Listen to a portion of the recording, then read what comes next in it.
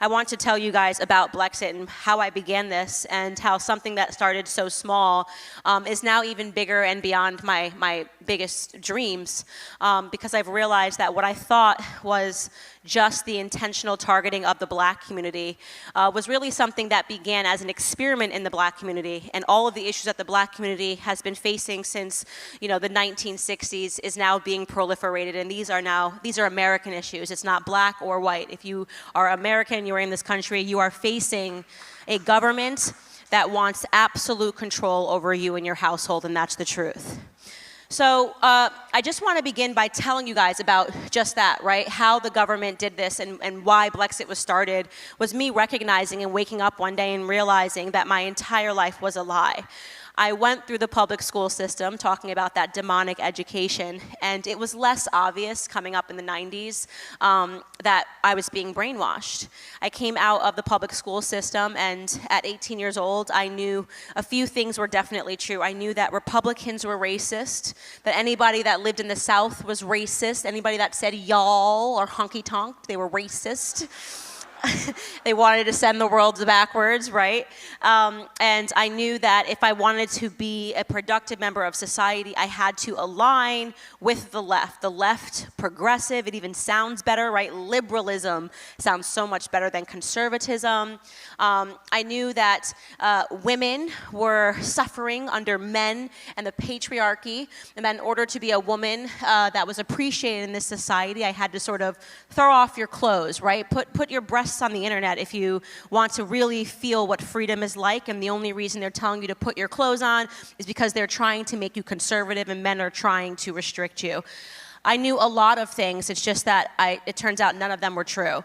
And it took me kind of growing up in this society, in this far left bubble of the school system, existing under the Department of Education, to make myself very miserable. And I didn't realize I was miserable because I was being told that these things would render me more free. When you hear that mother talking about, well, why are all your children saying they're non-binary and all of this? It's because I'm sure that they are learning in the same capacity that I learned when I was in school, that these isms make you more free, that it gives you an identity, right? This is who you can be in the world. It feels safe.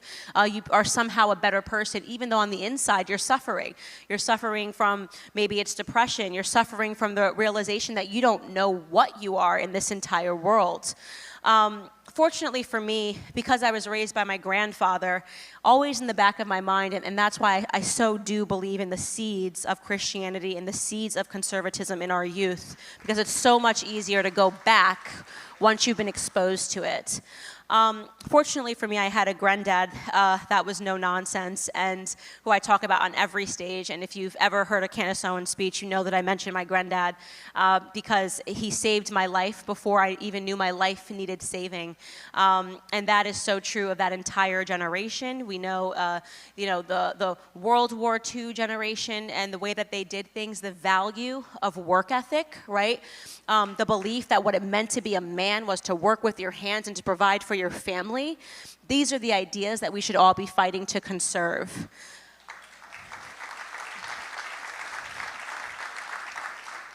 Fortunately for me, I had a grandfather who grew up in times of real racial strife. There's no question that there was real racism, systemic racism that existed in this country at some point.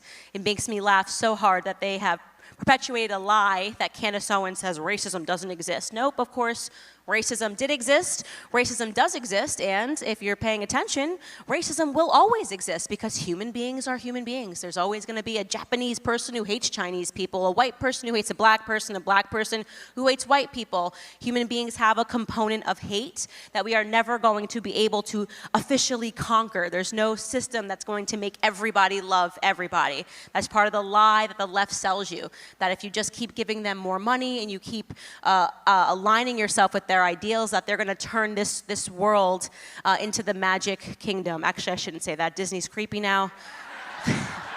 That's probably exactly what they want, the world to be the magic kingdom. We're not doing that anymore. But so this idea of racism, of course, racism actually existed systematically, no more, but it did when my grandfather was growing up, and he grew up on a sharecropping farm. and he faced the real Ku Klux Klan, like not the imagined Klan that CNN comes up with every other week, the real Klan, right? He was one of 12 brothers and sisters. His first job was given him when he was 5 years old. He didn't go to school. He went to lay tobacco out to dry in the Carolina heat.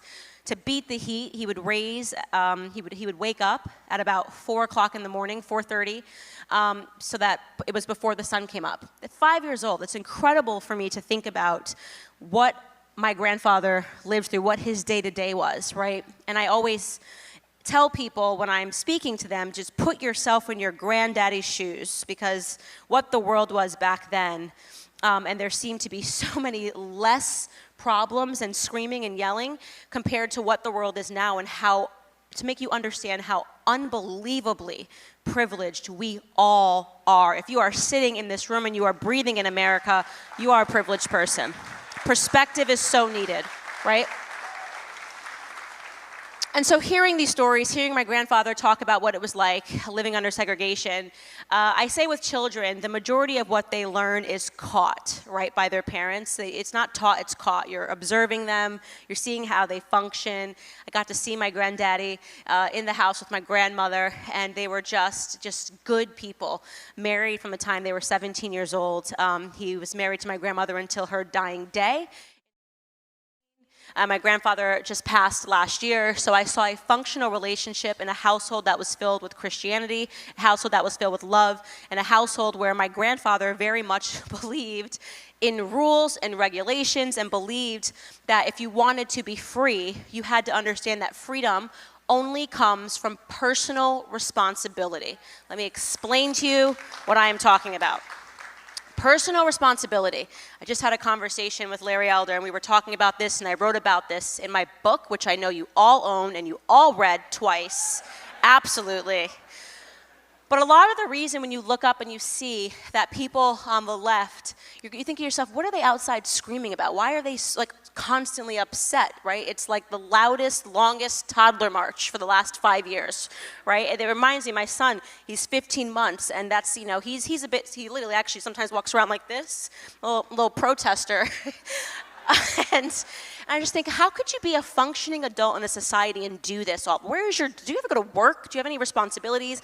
And the answer is no, because they're shirking responsibilities. It's the hardest thing in the entire world is to be personally responsible, and yet it's the very definition of freedom.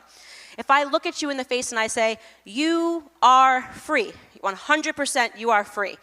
First you're like, yay, that's amazing, I'm free. Imagine that. Imagine that day when the Civil Rights Bill passed and suddenly LBJ inks it, and Civil Rights Movement, oh, you are free in society. You can do whatever you want. Imagine the first day after slavery. You are free. Go do whatever you want.